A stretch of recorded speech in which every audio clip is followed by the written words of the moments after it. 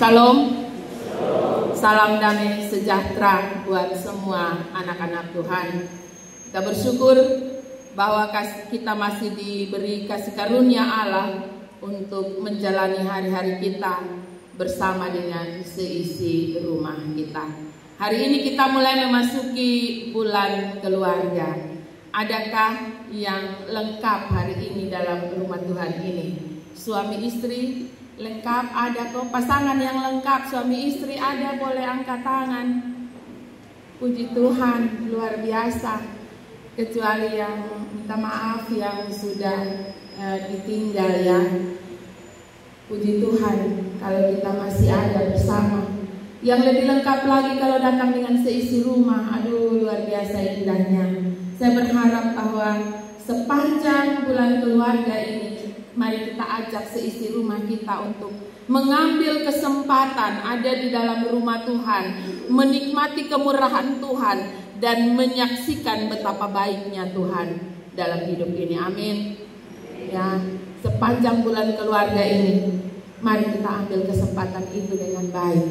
Saudara-saudaraku yang kekasih dalam kasih Tuhan kita Yesus Kristus, hari ini kita belajar tentang keluarga yang hidup bergaul dengan Allah. Keluarga yang hidup bergaul dengan Allah. Catatan Alkitab mencatat bahwa pada pasal 6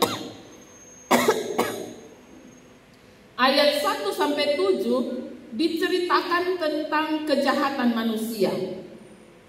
Dan di ayat yang ke-8 dia menulis bahwa tetapi Nuh mendapat kasih karunia di mata Tuhan. Baru kita melanjutkan pada perikop yang kita baca hari ini tentang riwayat Nuh.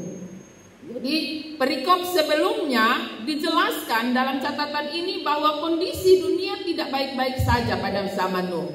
Semua orang hidup dalam kejahatan yang bertentangan dengan kehendak Allah. Tetapi ada satu keluarga yang ditulis dengan baik tentang kondisi mereka, yaitu Nuh mendapat kasih karunia Allah. Dan di ayat yang ke-9 dia lebih menjelaskannya dengan baik, bahwa Nuh adalah seorang yang benar, tidak bercela di antara orang-orang sesamannya. Dan Nuh itu hidup bergaul dengan Allah. Nuh hidup bergaul dengan Allah. Ini sesuatu yang baik. Ini sesuatu yang luar biasa. Dan karena itu ini mendapat perhatian Allah ya. Ini mendapat perhatian Allah. Ayat 12, di situ dikatakan Allah menilik. Menilik artinya bukan hanya melihat, tetapi mengamati dan mencari tahu dengan baik. Menilik ya. Menilik bumi itu, dan sungguhlah rusak benar, sebab semua manusia menjalankan hidup yang rusak di bumi. Ini satu kondisi yang sangat-sangat menyakiti hati Tuhan ya, kondisi yang sangat menyakiti hati Tuhan. Tetapi Tuhan merasa bersyukur dan bersukacita di tengah-tengah dunia dan semua makhluk yang rusak benar. Tuhan ternyata menemukan sebuah keluarga yang luar biasa. Pada fakta ini kita dapat mengatakan bahwa pilihan untuk tetap mempertahankan hidup yang benar itu sesungguhnya ada pada diri kita sendiri. Kita punya kesempatan untuk memilih apakah hidup kita tetap berkenan pada jalan Tuhan. Apakah kita mau memilih untuk hidup mempertahankan iman dan percaya kita kepada Tuhan? Apakah kita memilih untuk mempertahankan kehidupan yang bergaul dengan Tuhan? Ataukah kita memilih untuk hidup mengikuti arus dunia? Saudara-saudaraku yang kekasih, beberapa fakta tentang Nuh disampaikan kepada kita dalam kitab ini. Ia orang benar, ia tidak bercela, ia mendapat kasih karunia Allah, ia hidup bergaul dengan Allah. Nuh mencapai umur 500 tahun, baru ia mendapatkan keturunan. yaitu Sem, Ham, dan Yafet. Itu kita dapat membacanya pada pasal 5 ayat 32. Selanjutnya perintah yang datang pada Nuh untuk membuat bahtera itu ketika dia berusia 600 tahun. Kita dapat membacanya pada pasal 7 ayat 6 dan ayat 11. Nuh berumur 600 tahun ketika air bah datang meliputi bumi. Waktu Nuh berumur 600 tahun pada bulan kedua dan seterusnya. Artinya bahwa ia hidup luar biasa taat sepanjang 500 tahun. Ia hidup bergaul dengan Allah. Ini mau membuktikan bahwa ada komitmen yang ia jaga di sepanjang hidupnya. Sepanjang 500 tahun baru Tuhan memberikan dia keturunan Sem, Ham, dan Yafet. Di usia 600 tahun, ya, itu berarti Sem dan Yafet justru dewasa, karena dinyatakan bahwa mereka justru punya istri, masing-masing punya istri. Membayangkan bahwa sebuah keluarga yang bukan hanya terdiri dari bapa dan anak, bapa, mama, dan anak, tetapi juga dengan menantu. Dan keluarga ini ada dalam kehidupan yang luar biasa indah, bergaul dengan Allah. Sesuatu yang baik, sesuatu yang luar biasa, ya. Kadang-kadang dalam kehidupan kita diperhadapkan dengan tantangan yang besar, ya. Papa, mama mungkin saja presbiter, pendeta, atau mama pendeta, bapak pendeta, atau bapak penatua, mama penatua. Tetapi keluarganya berantakan. Ini sesuatu yang miris sekali, ya. Tetapi Nuh membuktikan kepada kita dalam bacaan kita pada pagi hari ini, bukan hanya dia, tetapi rupa-rupanya seisi rumahnya mendapat kasih karunia Allah. Karena itu kita dapat membacanya dalam ayatnya, bacaan kita ini, ayatnya yang ke-18. Ketika Allah membuat perjanjian rencana dengan Nuh, dia bilang, tetapi engkau, aku akan mengadakan perjanjianku, dan engkau akan masuk ke dalam bahtera itu, engkau bersama anak-anakmu, dan istrimu, dan istri anak-anakmu. Satu kelompok yang mendapat kasih karunia Allah. Ini sesuatu yang luar biasa. Saudara-saudaraku yang kekasih dalam kasih Tuhan kita Yesus Kristus, kondisi bumi yang rusak, semua makhluk yang rusak adalah gambaran yang hampir sama dengan kondisi kita pada masa kini. Kita hidup di tengah dunia yang hampir-hampir setiap hari kita berhadapan dengan media sosial yang memberi gambaran kepada kita tentang kejahatan dunia saat ini. Beberapa hari kemarin seorang pedagang poteka dari Rote ditikam. Sang mama mati dan sang anak kritis oleh orang yang mau mencuri. Ya, orang ini berdagang, datang dari Rote berdagang. Mereka terpaksa karena dagangan di jalan, mereka terpaksa tidur di pinggir jalan menjaga dagangan mereka. Tetapi tega-teganya ada orang yang hendak mencuri. Kondisi orang yang sudah demikian pun masih mau mencuri. Dan karena hampir ketahuan, ya, dia diburu dan pelaku ini menikam 2 orang sekaligus, mama dan anak. Mama pas di jantung jadi langsung meninggal, dan anak kritis dengan 5 tikaman. Itu di Kupang, bukan di tempat lain. Belum lagi beberapa kejahatan-kejahatan lain yang ada di sekeliling kita. Dan kejahatan-kejahatan itu dipaparkan, dipertontonkan kepada semua kita lewat media sosial. Tentu ini membawa pengaruh, ya. Pengaruh bagi kehidupan keluarga kita. Bagaimana kita sebagai orang tua mampu mempertahankan hidup yang berkenan di hadapan Allah.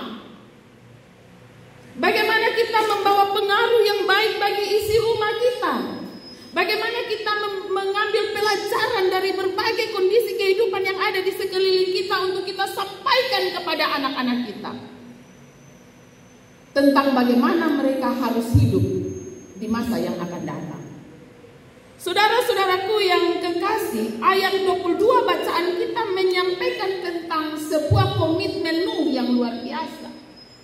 Ketika Allah memerintahkan dia untuk membuat sebuah batra dengan panjang 300 hasta, lebar 50 hasta, tinggi 30 hasta, itu diperkirakan kalau satu hasta itu sekitar 45,72 cm atau 0,4.572 meter. Itu berarti panjang batra itu sekitar 137 meter, lebarnya 22 meter dan tingginya 13 meter. Sebuah batra atau kapal yang cukup besar dikerjakan pada zaman Nuh dengan peralatan yang sangat terbatas. Tentu zaman dulu belum ada gergaji mungkin. Bagaimana dia dapat memotong pohon-pohon yang besar untuk dulu belum ada skaf ya. Ya, jadi kalau zaman sekarang mau pohon besar tuh gergaji pi cepat, somel pi licin ya. Tapi zaman Nuh kita dapat membayangkan ketaatannya luar biasa. Ayat 22 menyatakan bahwa ia mengerjakan, Nuh melakukan semuanya itu tepat seperti yang diperintahkan Allah kepadanya, demikianlah dilakukannya. Tepat seperti yang diperintahkan Allah kepadanya. Ini mau membuktikan komitmen yang luar biasa dari seorang Nuh. Seorang kepala keluarga yang punya komitmen yang luar biasa dalam melakukan kehendak Allah tepat seperti yang Allah inginkan dalam kehidupan keluarganya. Sesuatu yang mustahil saja ia tetap melakukannya. Sesuatu yang tidak pernah ia bayangkan saja ia melakukannya. Ini mau membuktikan bahwa Nuh seorang yang benar-benar taat. Seorang yang benar-benar tunduk pada otoritas Allah. Saudara-saudaraku yang kekasih dalam kasih Tuhan kita Yesus Kristus, berfokus pada karakter Nuh. Di tengah-tengah dunia yang rusak oleh kejahatan dan kekerasan, Allah merancangkan rencana penyelamatan dengan memerintahkan pembangunan bahtera. Perikop ini mau menyoroti kepada saya dan saudara tentang ketaatan Nuh dan keluarganya, baik dalam kehidupan sehari-hari juga dalam menaati perintah Allah, sebagaimana ayat 22 tadi. Saudara-saudaraku yang kekasih, bacaan ini mengemukakan kepada saya dan kita bahwa Allah menyampaikan berita dan rencana Allah kepada Nuh dengan baik. Allah menyampaikan secara detail rencananya kepada Nuh tentang pemusnahan segala makhluk. Kita baca ayat 13. Aku telah memutuskan untuk mengakhiri hidup segala makhluk. Allah menyampaikan secara terang kepada Nuh bahwa aku sudah punya rencana akan memusnahkan segala makhluk yang rusak di bumi ini. Kemudian yang kedua, Allah tidak saja merancangkan pemusnahan, tetapi Allah pun membuat rencana penyelamatan melalui bahtera dengan detail yang lengkap. Apa bahannya, bagaimana ukurannya, Nuh harus mengerjakannya. Allah juga membuat rencana penyelamatan dan siapa-siapa yang akan ia selamatkan. Jelas sekali dalam bacaan kita ayat yang ke-13. Aku akan membuat kehidupan yang baru, ya. Kehidupan yang awal yang telah ia buat pada zaman Adam dan Hawa. Ia mau melakukan sebuah rencana kehidupan yang baru melalui keturunan Nuh. Kan semua makhluk mati. Kehidupan yang baru itu dimulai melalui keturunan Nuh. Allah melibatkan Nuh dan keluarganya dalam rencana penyelamatan. Saudara-saudaraku yang kekasih, ada beberapa hal penting yang saya catat dari cerita ini. Yang pertama, cerita ini berbicara tentang ketaatan dan ketekunan terhadap firman Tuhan. Dan ketaatan serta ketekunan itu menjadi kunci untuk hidup dalam perlindungan dan berkat serta keselamatan dari penghakiman Allah. Yang kedua, di tengah-tengah dunia yang tercemar, Allah tetap mencari dan memakai orang-orang secara pribadi ataupun keluarga-keluarga yang hidup bergaul dengan Allah untuk rencana keselamatannya. Ini mau menyatakan kepada saya dan saudara bahwa saya dan saudara dapat dipakai oleh Allah untuk menyelamatkan kehidupan keluarga kita dan juga kehidupan orang lain yang masuk dalam rencana penyelamatan Allah.